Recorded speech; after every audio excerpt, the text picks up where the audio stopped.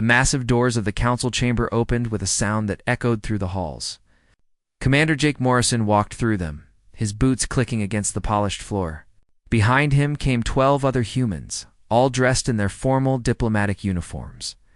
The chamber was huge, big enough to hold representatives from over 1,000 different alien species. Lights from different worlds created a rainbow of colors across the curved walls. Jake had been to this chamber many times before. Each time he had hoped things would be different. Each time he left disappointed. Today would be different, though, just not in the way the council expected. The Velkari ambassador was speaking. His voice came through the translator as cold and precise. He was explaining why humanity's request had been denied again. It was the same speech Jake had heard 5 times now. Humans were too young, too aggressive, too unpredictable. The words stung because they were unfair and everyone in the room knew it. Jake thought about the last 70 years. Humanity had joined the Galactic Council with such hope. They had believed in cooperation and peace. They had given everything they could. Human soldiers had fought in 3 major wars to protect alien worlds. Millions of them had died. Human scientists had shared their medical discoveries freely. They had cured diseases on 12 different planets. Human engineers had helped build stations and ships and systems across the galaxy. What had humanity received in return? Nothing but contempt. The council treated humans like children who needed to be managed. They took human help but never gave respect. They used human blood and human knowledge, but never offered true partnership. High Chancellor Zephyros spoke next. His body was made of living crystal that caught the light and threw it in all directions. His voice was final and absolute. The human delegation would remain as provisional members. The matter was closed. No discussion, no debate. Just a simple dismissal of 70 years of sacrifice. Jake looked down at the papers in his hands. Secretary Lisa Bennett had helped him write this speech. They had spent weeks on it. Every word was carefully chosen. Every fact was documented. The speech outlined everything humanity had done for the council. It asked for fairness and equality. It was perfect. Jake folded the papers and put them in his pocket. He stepped up to the speaking platform. The chamber grew quiet. Everyone expected him to read his prepared statement and then leave quietly the way humans always did. They expected him to accept another rejection with dignity. Jake took a breath and spoke clearly. His voice was not loud, but the chamber's design carried it to every corner. He talked about 70 years of service. He talked about human soldiers who died protecting alien worlds. He talked about human scientists who shared knowledge freely. He talked about how the council had taken everything and given nothing back. Ambassador Krell of the Thaxian Concordat stood up. His 3 arms waved in a gesture of dismissal. He started to say that this outburst proved humans were not mature enough for a council seat. He never finished the sentence. Jake interrupted him. 2 simple words that changed everything. We're done. Chamber went completely silent. Jake continued speaking. Humanity was withdrawing from the Galactic Council. Effective immediately. They were going home. All of them. Jake turned and walked toward the exit. He did not look back. Behind him, the other humans followed. Claire Hudson, his diplomatic aide, was shaking as she walked. Her datapad trembled in her hands. Colonel Pete Brennan, the military observer, kept his face blank. Dr. Sophie Grant bit her lip, but said nothing. They all followed Jake out of the chamber. Behind them, chaos erupted. Aliens were shouting. Some were angry. Some were shocked. Some were confused. The council had never seen anything like this before. No species had ever just walked away. Jake kept walking. His heart was pounding, but his steps were steady. He had just done something that would change history. He was not sure if it was the right choice, but he knew it was the only choice left. Humanity had tried patience. They had tried diplomacy. They had tried sacrifice. Nothing had worked. As they reached the transport bay, Lisa Bennett caught up to Jake. Her face was pale, but determined. She asked him if he knew what he had just done. Jake nodded. He had just ended 70 years of human participation in galactic politics. He had potentially isolated humanity from every other civilization in the galaxy. But he had also done something else. He had shown the Council that humans would not be pushed around forever. He had shown them that respect had to be earned both ways. He had shown them that humanity had limits. The transport ship lifted off from Council Station Prime, through the windows. Jake could see the massive station growing smaller. It was the center of galactic government, the place where 1,000 species came together. For 70 years, humanity had been part of that. Now they were leaving it behind. The flight back to Earth was quiet. Nobody spoke much. They were all thinking about what had just happened. Some of them looked worried. Some looked relieved. Jake just looked tired. When they arrived on Earth, they found that news of the withdrawal had already spread. The media was everywhere. Reporters shouted questions. Cameras flashed. Everyone wanted to know why humanity had left the Council. Everyone wanted to know what would happen next. President Hammond met them at the landing pad. He was an older man with gray hair and tired eyes. He had been president for 8 years and had dealt with the Council many times. He looked at Jake and asked him one question. "Are you sure about this?" Jake answered honestly. He was not sure about anything. But he was certain that staying in the Council under the current conditions would have been worse. He was certain that humanity deserved better than to be treated as second class. Citizens forever. President Hammond nodded slowly. Then he did something unexpected. He shook Jake's hand and thanked him. He said that someone needed to have the courage to walk away. He said that sometimes you had to lose everything to find out what really mattered. That night, Jake sat in his apartment and watched the news. Every channel was talking about the withdrawal. Some people were angry. They said humanity was making a mistake. Some people were supportive. They said it was about time humanity stood up for itself. Everyone had an opinion. Jake turned off the news and looked out the window at the stars. Somewhere out there, the Galactic Council was dealing with the consequences of his decision. Somewhere out there, 1,000 alien species were realizing that humanity was no longer available to solve their problems. He wondered what would happen next. He wondered if the Council would collapse without human support. He wondered if humanity had just made the biggest mistake in its history. But mostly, he wondered if the galaxy would finally learn to respect humanity. Not because they needed humans, but because humans had shown they were willing to walk away. Only time would tell. 6 weeks passed after humanity left the Council. At first, nothing seemed to change. The galaxy continued spinning. Ships moved between stars. Trade continued. Life went on. But then the cracks started to show. Small problems at first, then bigger ones. Things that humanity had quietly been fixing for 70 years started to break down. The Toral Mining Consortium noticed it first. Their neutronium production dropped by almost half in just 1 month. Neutronium was essential for building faster-than-light engines.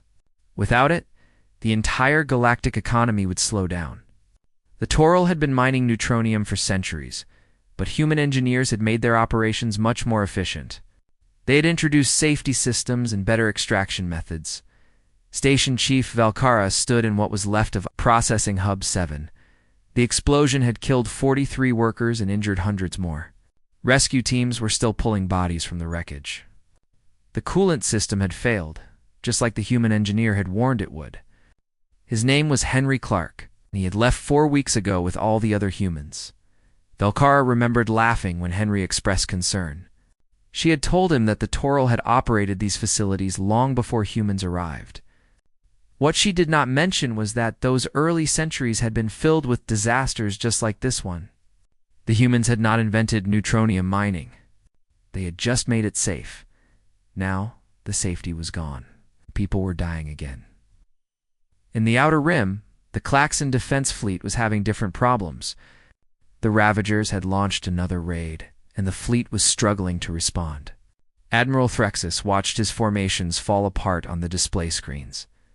Ships were moving too slowly. Communications were confused. 3 cruisers were already burning in space. Commander Greg Palmer had changed everything when he arrived 5 years ago. He was a human tactical coordinator who understood patterns and predictions. He had created algorithms that anticipated Ravager attacks with incredible accuracy. The fleet had not lost a major battle in 3 years. Threxus had called those algorithms unnecessary complications. He had dismissed Greg's concerns about maintaining the system. He had been happy when Greg left with the other humans. Now he watched his ships die and understood the difference between complicated and sophisticated. The medical crisis hit. Everyone, Dr. Sophie Grant and her team, had been working on a cure for the Cascade Plague. This disease affected 17 different species across the galaxy. It was deadly and spreading fast. The humans were close to finishing a universal treatment. Then they left and took all their research with them. The Valkyrie Science Institute tried to continue the work. They quickly discovered a problem. The humans had been much further ahead than they had reported.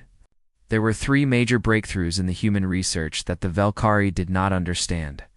Without those breakthroughs, the cure was impossible. The plague continued to spread. People continued to die. On Earth, Fleet Admiral Nathan Cross sat in a bunker deep under the Rocky Mountains. His second-in-command, Vice Admiral Karen Wu, brought him daily reports. The news from the galaxy was getting worse. The Galactic Stock Exchange had lost 30% of its value. Supply chains were breaking down. 2 council-member governments had been overthrown in coups. Karen asked Nathan if he felt any regret. He answered immediately, "No regret at all." The council needed to learn what humanity had actually been doing for them. For 70 years, humans had been holding their civilization together. The aliens had taken it for granted. They had treated humans like servants. Karen showed him the latest diplomatic messages. The council was sending hundreds of requests for emergency assistance. They wanted food shipments. They wanted medical supplies. They wanted technical support. They wanted humans to come back and fix everything. Nathan denied every single request. All of them. Humanity was not the council's solution anymore. The aliens had wanted humans gone, so humans were gone. Now they could deal with the consequences. Karen mentioned that some Earth governments were getting nervous. The crisis in the galaxy was worse than anyone expected. Some officials thought humanity should help. Nathan dismissed the concern. The whole point of leaving was to show the council that humanity would not be taken for granted anymore. If they rushed back to help at the first sign of trouble, nothing would change.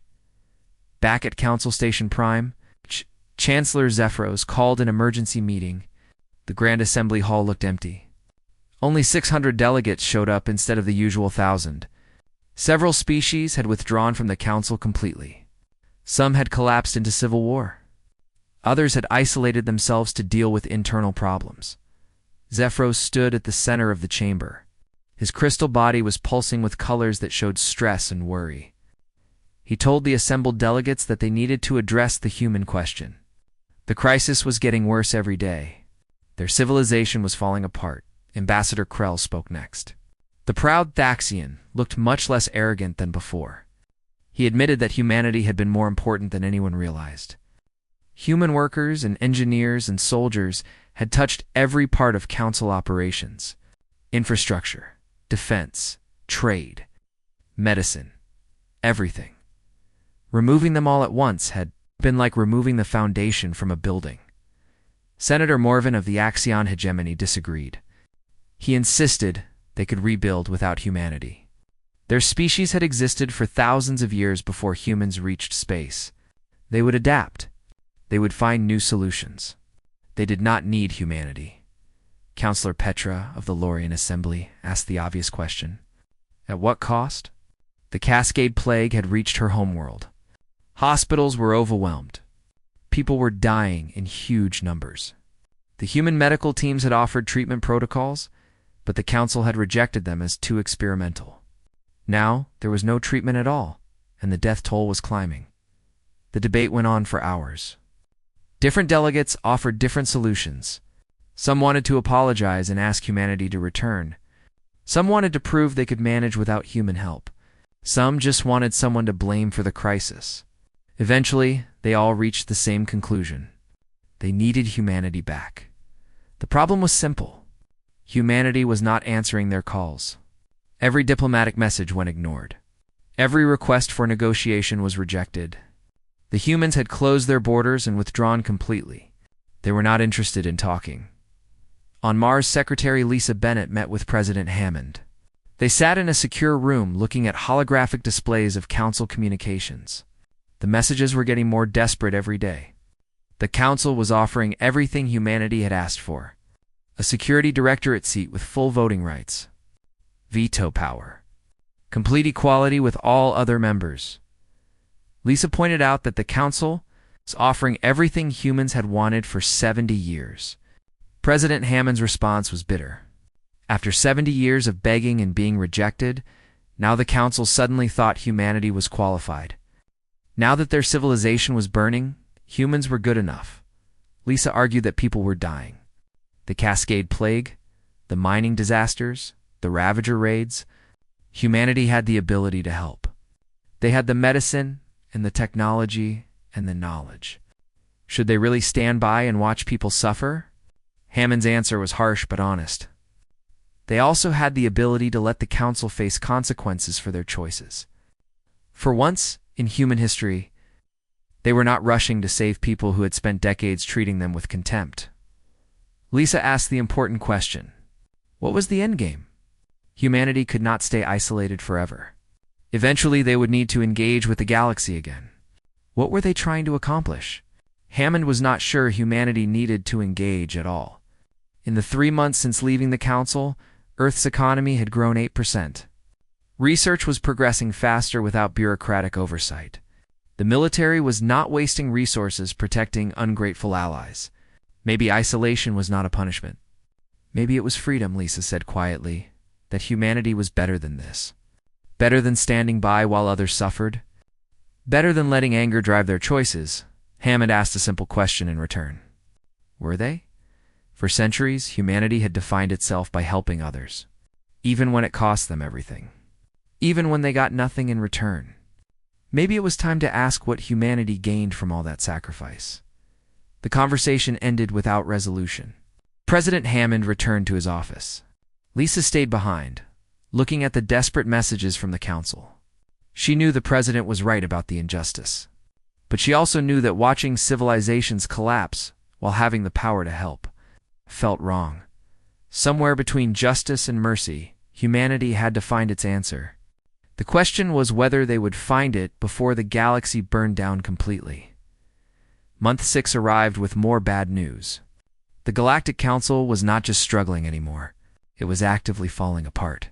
What started as supply chain problems and economic difficulties had turned into something much worse. War had come to the galaxy. The Velkarathixian War began over mining rights in the Kepler sector. Both species claimed the same asteroid field. Both had legitimate historical claims.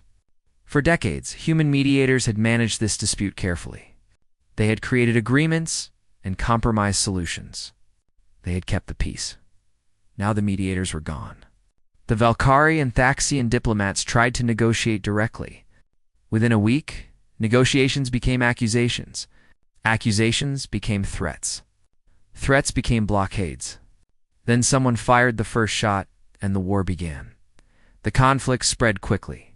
The Valkyri had allies who joined the fight. The Thaxians called on old friends for support. Soon, 12 different species were involved in active combat. Old grudges that human diplomats had carefully contained for decades came flooding back. Everyone had a reason to fight. Nobody had a reason to stop. Captain Troy Sanders commanded the Earth Defense Force patrol ship Valiant. His job was to monitor the border between human space and Council territory. From there, he could watch the war spread across the galaxy. It was like watching a forest fire from a safe distance. His communications officer was Lieutenant Amy Chen. She was young and idealistic, fresh from the academy. She had joined the military because she believed in protecting people. Now she sat at her console reading distress calls that they were not allowed to answer. Amy looked up from her screen with troubled eyes. She told Captain Sanders that they were receiving distress calls from civilian vessels caught in the war zone.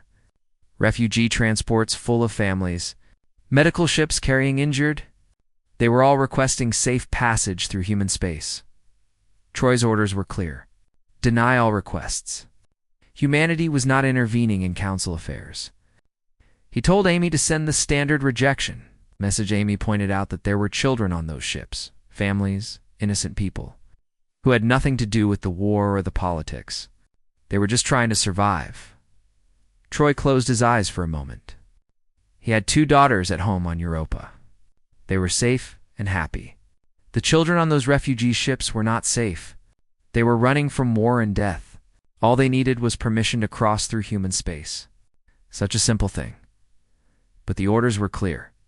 If they broke protocol now, it would undermine everything. It would show that humanity's resolve was weak. It would invite the council to keep taking advantage of human kindness. Troy told Amy to maintain the denial. They could not help Amy turn back to her console without another word. Troy could see her shoulders shaking slightly. He felt the same tension in his own chest. Standing by while others suffered went against everything they had learned at the academy. It violated every value they supposedly held as humans. But orders were orders. And maybe, Troy thought, sometimes doing the right thing in the big picture meant doing something that felt wrong in the moment. Back on Earth, the political situation was changing. Public opinion was shifting. When humanity first left the council, Most people supported the decision. They were angry about 70 years of disrespect. They wanted the council to face consequences. But 6 months of watching the galaxy burn was changing minds. News correspondent Julia Martinez stood outside the Federal Assembly building. Behind her, protesters filled the streets. Some held signs saying, "We're better than this," and "Help them before it's too late." Other protesters shouted back about council betrayal and human sovereignty. The debate had moved from government halls to the streets.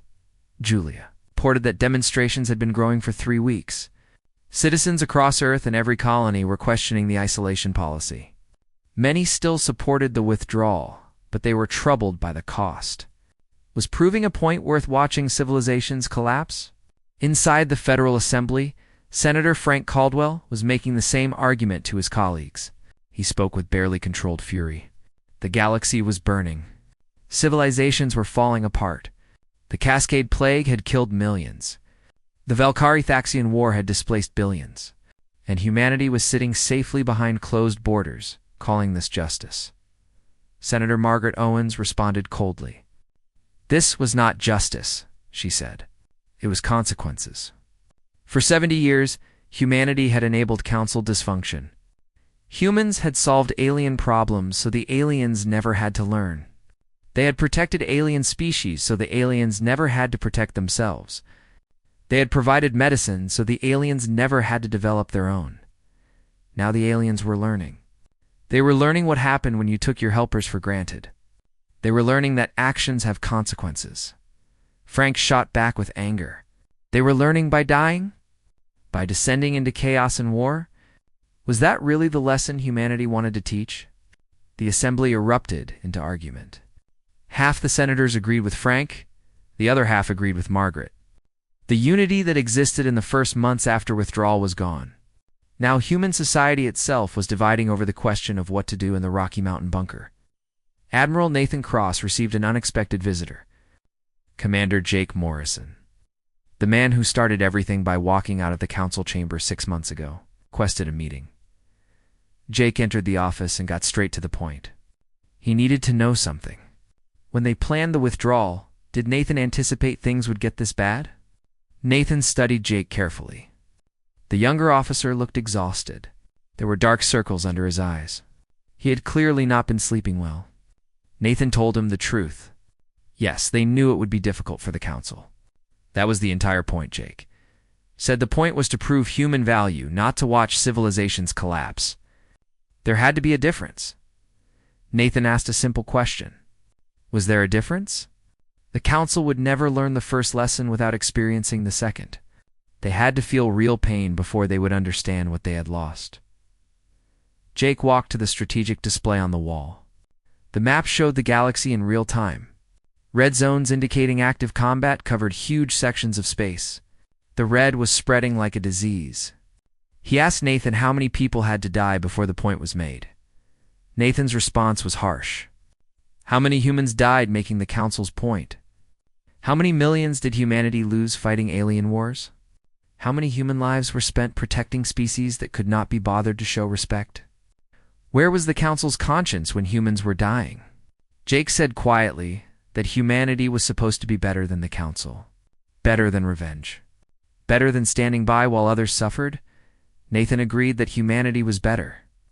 That was exactly why they left. They were no longer enabling failure. The Council needed to grow up, and sometimes growing up was painful. Jake made his decision in that moment.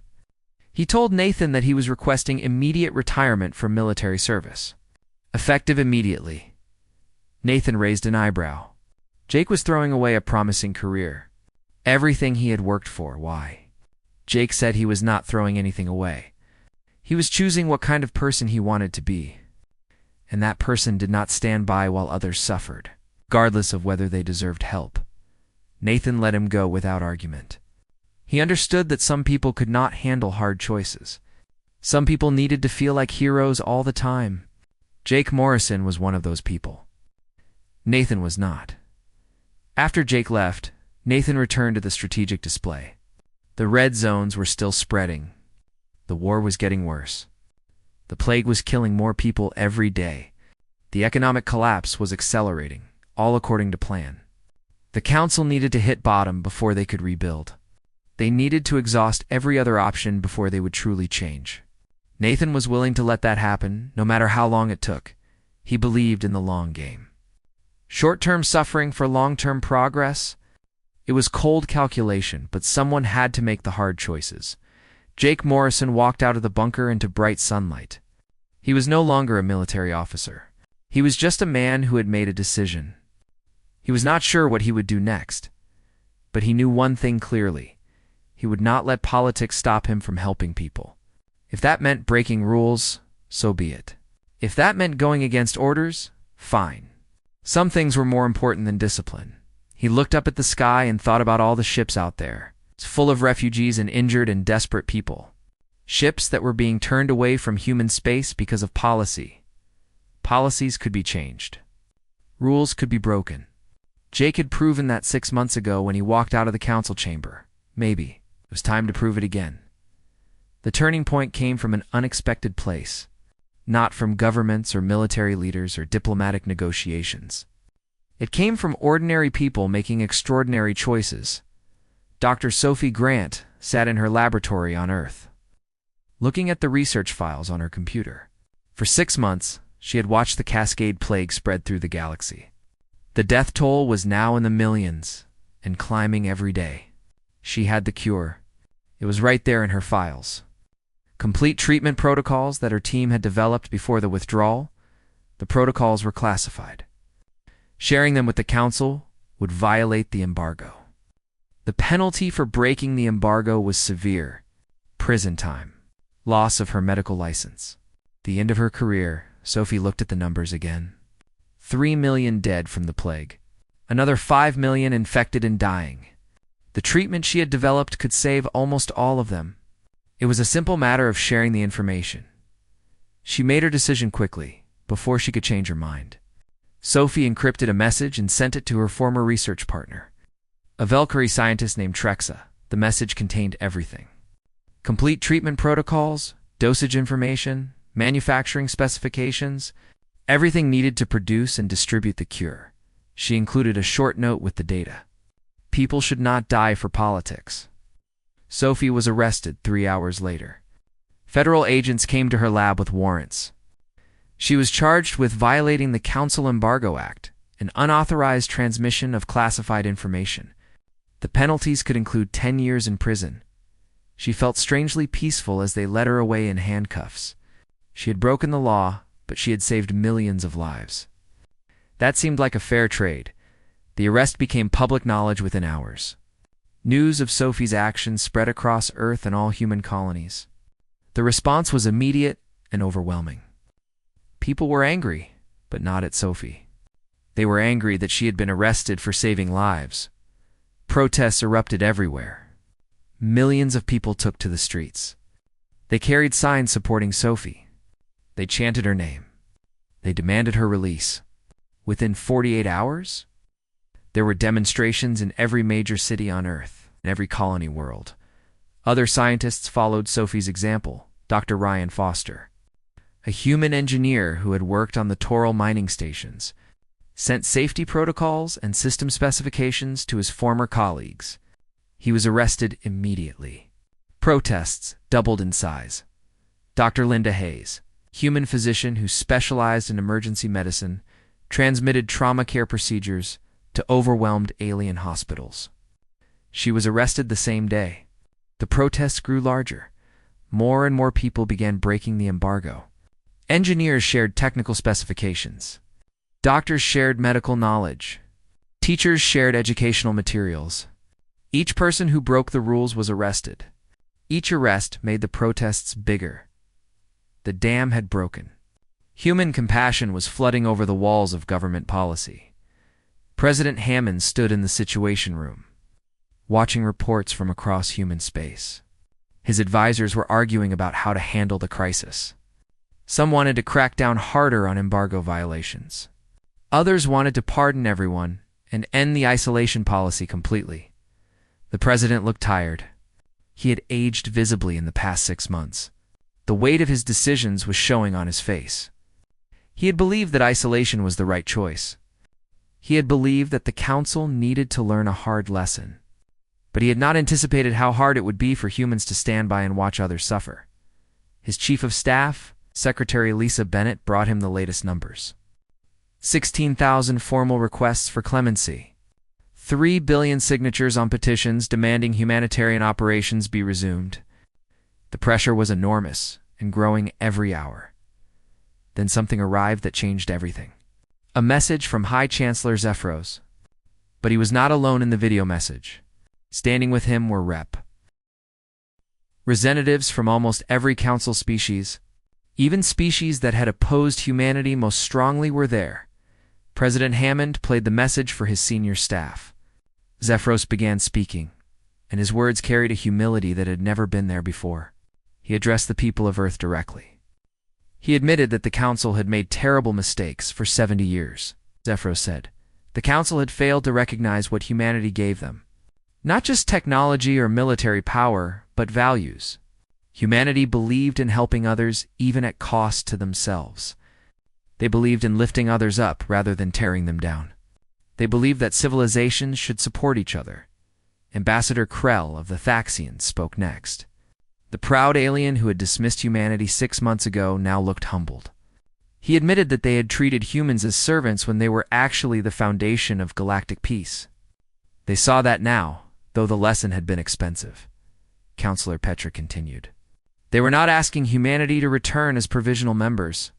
They were asking humans to return as they should have been from the beginning, as equals, as partners, and as teachers. The message ended with a formal invitation. Humanity was offered full Security Directorate membership, expanded voting rights, and permanent equal status. The apology would be inscribed in the Galactic Charter as permanent law. It would never be forgotten or erased. President Hammond played the message 3 times. He looked at his advisors. They all knew this was the moment of decision. The easy choice would be to reject the offer, to say it was too little, too late, to keep nursing their grievances, but humanity had never been good at taking. The easy choice. The president called for a special joint session of the Federal Assembly. Every senator and representative gathered to watch the council message and debate the response. The chamber was packed beyond capacity.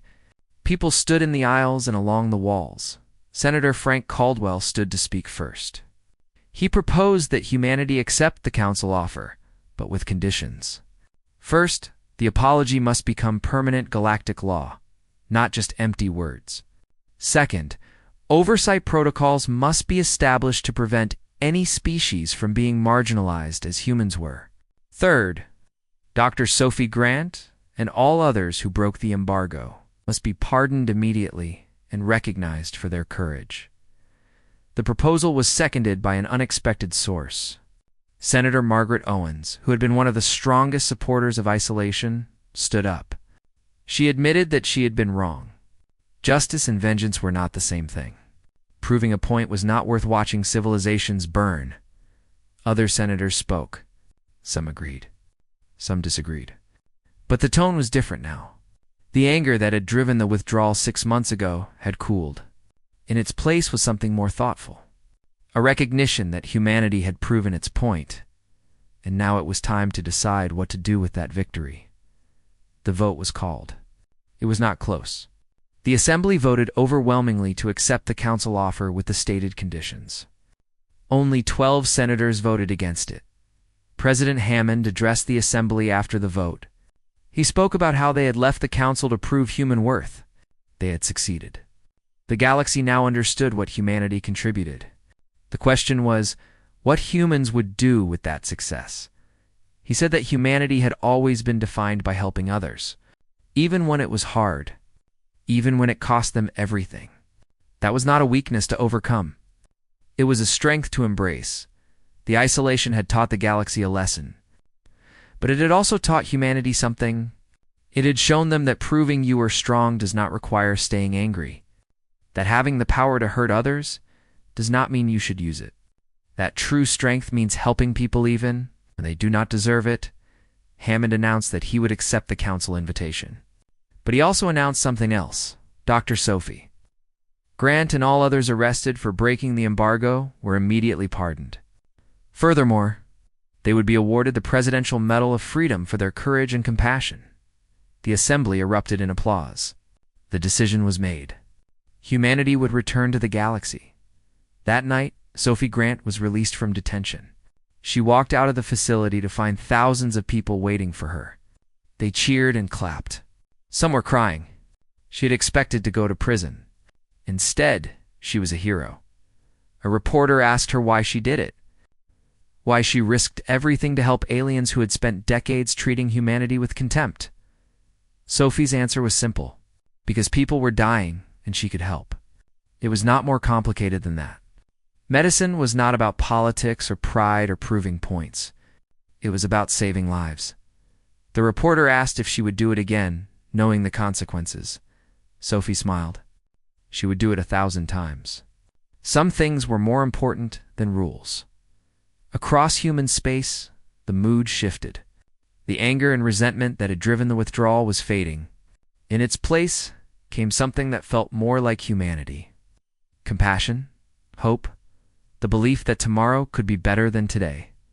The galaxy was still broken. The war still raged. The plague still killed. But now there was a path forward. Now, there was hope that things could be fixed. Humanity was coming back. And this time, they would be coming back on their own terms. As equals. As partners. As the civilization they had always tried to be, 3 weeks after the vote.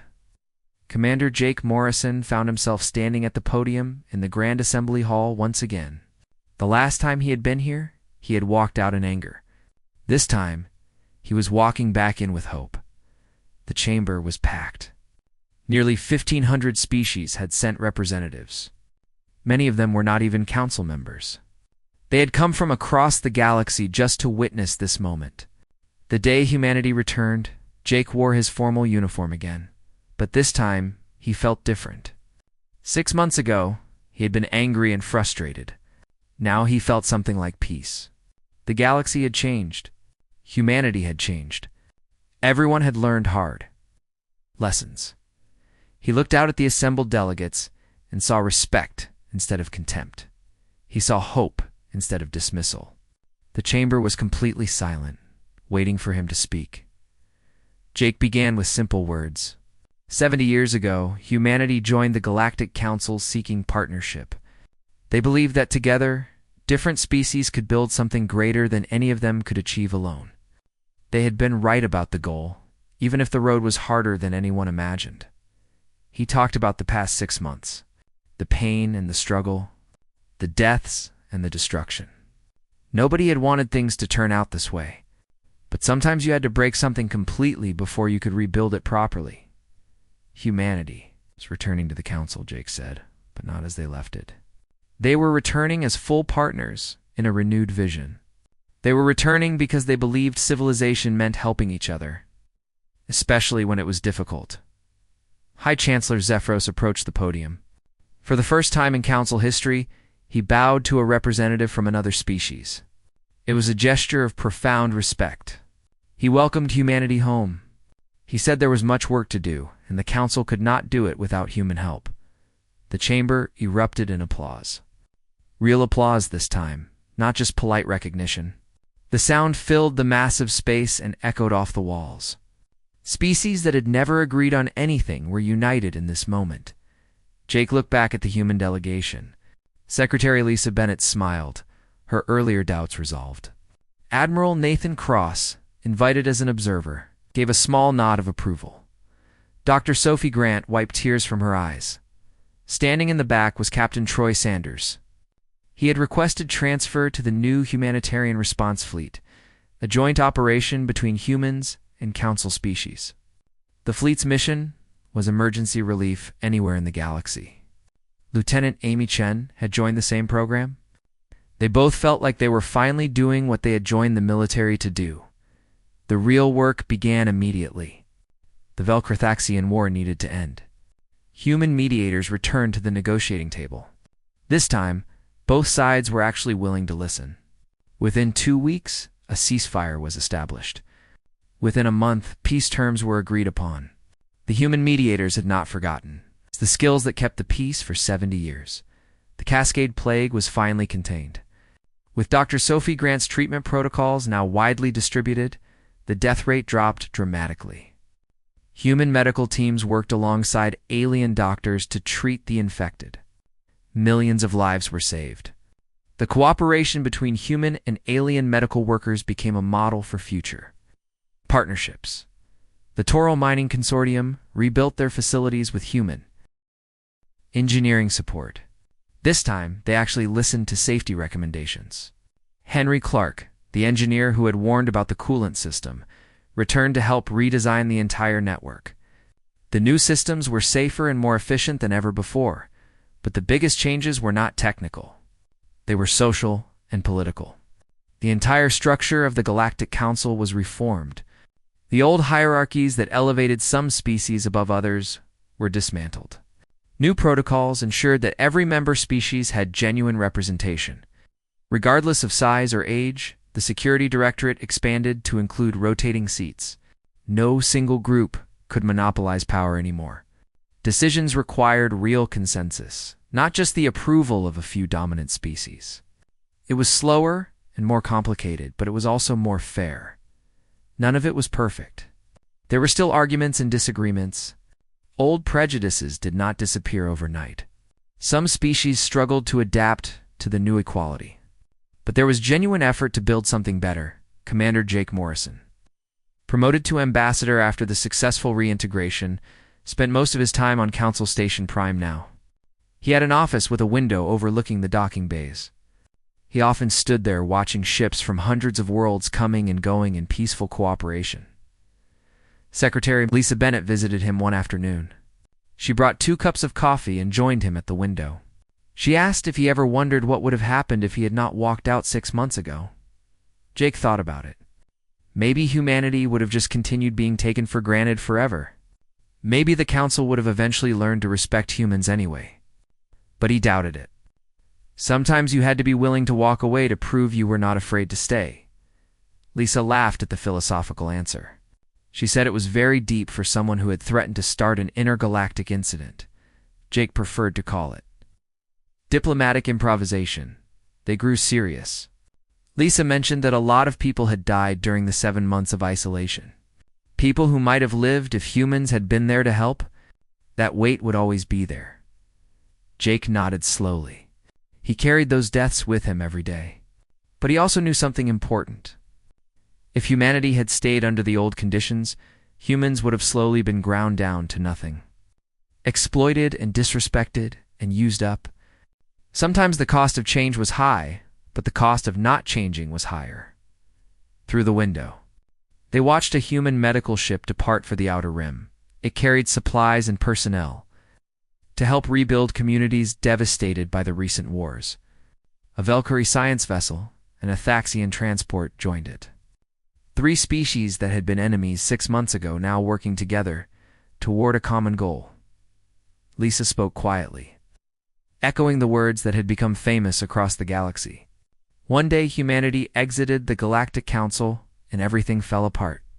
Jake finished the thought. Everything fell apart, but then they put it back together. Not the way it was, but the way it should have been from the beginning. That made all the difference. The stars shone beyond the viewport, cold and distant and beautiful. For the first time in 70 years, humanity looked at them not as supplicants or servants, but as equals among equals. Partners in building a civilization worthy of those infinite lights, Dr. Sophie Grant opened the new Cascade Research Institute on Earth. Scientists from 30 different species came to work there. They were developing treatments for diseases that affected multiple species. The cooperation between human and alien researchers was producing breakthroughs faster than anyone expected. Sophie often thought about her decision to break the embargo. She had risked everything to share knowledge that saved millions of lives. Looking back, it seemed like such an obvious choice. But she knew that obvious choices were only obvious in hindsight. Captain Troy Sanders commanded the humanitarian fleet ship Unity. His crew was mixed, humans and aliens working side by side. They responded to disasters and emergencies across the galaxy. No politics, no borders, just help for anyone who needed it. Amy Chen served as his communications officer. She had seen her idealism tested during the isolation months. She had been forced to turn away refugees and deny help to people in danger. It had nearly broken her. Now she was doing the work she had always dreamed of doing. Troy asked her once if she regretted staying in the military during the isolation. Amy thought carefully before answering. She regretted the people they could not help. But she understood why the hard choice had been necessary. Sometimes you had to establish boundaries before you could establish partnerships. Admiral Nathan Cross remained at his post in the Rocky Mountain bunker. He had been the architect of the isolation strategy. Some people called him a hero. Others called him a monster. He did not care much about either label. He believed he had done what was necessary. The council needed to hit bottom before they could change. It had worked. The reforms were real and substantial. The respect for humanity was genuine now, earned through absence rather than presence. Whether the cost had been worth it, history would judge. Nathan was content to let future generations make that decision. He had played the long game and achieved this strategic objective. That was enough. Jake Morrison stood at his window on Council Station Prime late one night. The station never truly slept. Ships came and went at all hours. People from 1,000 worlds moved through the corridors, working together, living together, building together. He thought about the journey that had brought them here, the anger and the pain, the isolation and the consequences, the slow rebuilding of trust. It had been necessary, but it had been hard. A message came through on his personal communicator. It was from President Hammond on Earth. The message was short. Thank you for having the courage to walk away, and thank you for having the wisdom to come back. Jake smiled. Walking away had been the easy part. Anyone could leave in anger. Coming back required something harder. It required forgiveness and hope, and the belief that people could change. The galaxy had changed. Humanity had changed. Everyone had learned that cooperation was not weakness, and independence was not strength. Real power came from working together while maintaining dignity and respect. The story that began with an angry exit ended with a hopeful return. Not perfect, but possible. Not easy, but worthwhile. The kind of story that humans had always been good at telling. Stories about falling down and getting back up. Stories about making mistakes and learning from them. Stories about building something better from the ruins of something broken. One day humanity exited the Galactic Council, and everything fell apart. But from those ruins, something better emerged. A civilization built on genuine respect rather than convenient exploitation. A partnership of equals rather than masters and servants. The stars still shone cold and distant and beautiful. But now they shone on a galaxy that had learned an important lesson. That civilizations, like people, grow strongest not when they never fall, but when they learn to help each other stand back up, and humanity having spent 70 years helping others stand, had finally taught the galaxy to help them in return, not through force or demands, but through absence and presence. Through showing what was lost when they left and what was possible when they returned, the Grand Assembly Hall would meet again tomorrow. There would be debates and disagreements and difficult decisions, but they would face those challenges together as partners. With genuine respect flowing in all directions, Commander Jake Morrison would be there, representing humanity with dignity and pride. The journey had been long and painful, but they had arrived at a destination worth reaching, a galaxy where humanity was finally home.